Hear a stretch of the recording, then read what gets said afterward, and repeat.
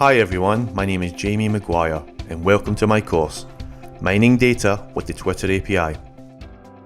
I'm a software architect, developer and Microsoft MVP in artificial intelligence. I've been developing solutions with the Twitter API for many years to help businesses and academic institutions surface insights in the data that's important to them. With over 300 million monthly active users sending 500 million tweets per day, Twitter is one of the most comprehensive sources of live conversation on the planet. Users regularly take to the platform to share their opinion on current affairs, trends, or products and services.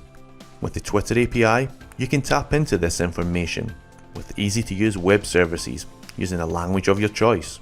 In this course, we're going to learn how to connect to the Twitter API with C#. Some of the topics that we'll cover will include authentication options such as OAuth and generating bearer tokens, learning how to write code that lets you connect to the Twitter API, seeing how to create a reusable code base that integrates with the Twitter standard search API, writing code that lets you programmatically search Twitter for the things that you care about,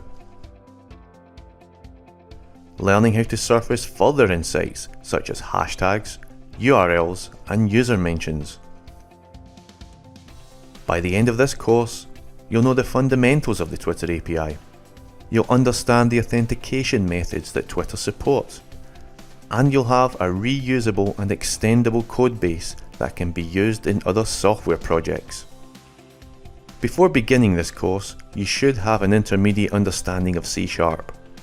We're going to be writing code that connects to web services and processing JSON data, so you should be familiar with APIs and at least have an awareness of OAuth.